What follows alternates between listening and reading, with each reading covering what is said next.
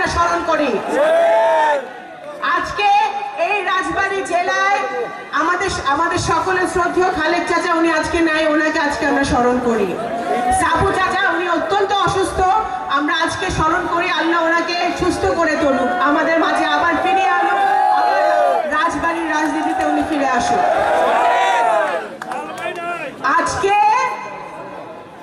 যদি দুর্নীতি বন্ধ করতে হয়, যদি অর্থনীতির উন্নয়ন করতে হয়, যদি ব্যাংকিং খাত ঠিক করতে হয়, যদি একটি নতুন বাংলাদেশের স্বপ্ন যে আমাদের ইয়াং জেনারেশন দেখেছে, এই ইয়াং জেনারেশনে যে নতুন বাংলাদেশের স্বপ্ন দেখেছে, সেই নতুন বাংলাদেশ যদি পূরণ করতে যদি আমাদের আনতে হয়, তাহলে একটাই উত্তর, জনাব তারেক রহমানের ৩১ দফা সারা বাংলাদেশে প্রণয়ন করতে হবে।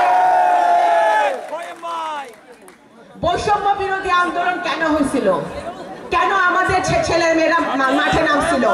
কারণ একজন 3 বেলা খাইতে পায় না, আমার এক ভাই 3 বেলা না খায় থাকে, আরেক চোর হাজার হাজার কোটি টাকা পাচার করে, আমার এক ভাইয়ের যোগ্যতা থাকা সত্ত্বেও চাকরি হয় না, আর আরেক চোরের মন্ত্রী এমপি দেখা ঘুষ দেওয়া তার চাকরি হয়।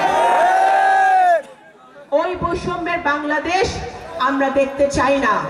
আমরা সেই নতুন বাংলাদেশ চাই যেখানে আসলে যেই 10 টাকা দামের চাল, 16 টাকা দামের চাল বেগম খালেদা জিয়া খাইয়ে গিয়েছিল আমাদেরকে, 16 টাকা দামের চাল, সেই চাল আমরা খাইতে চাই।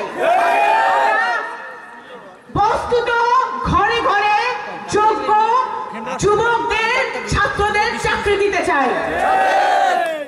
তারেক রহমান সেই নেতা, যে নেতা আগামী দিনের প্রধানমন্ত্রী হবে। আমরা জানি যদি আগামীকালকে এই দেশে যদি সুষ্ঠু ভোট হয়, আগামীকাল যদি সুষ্ঠু ভোট হয়, বিএনপি সরকার গঠন করবে, তারেক রহমান প্রধানমন্ত্রী হবে। এটা জানা সত্ত্বেও তারেক রহমান এমন মুক্তিযোদ্ধার সন্তান যে উনি নিজে ৩১ দফায় লিখেছে যে একজন ব্যক্তি 2 বারের বেশি প্রধানমন্ত্রী থাকতে পারবে না। কারণ ক্ষমতার জন্য জিয়া পরিবার রাজনীতি করে না, ক্ষমতার লোভে জিয়া পরিবার রাজনীতি করে না।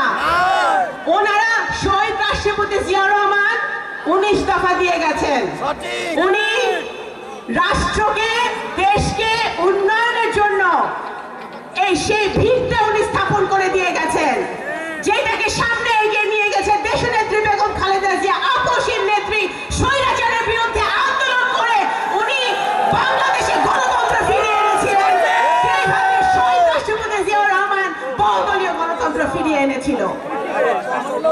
সেই ধারাবাহিকতা রক্ষা করে চলেছে আমাদের ভারপ্রাপ্ত চেয়ারম্যান জনাব তারেক রহমান।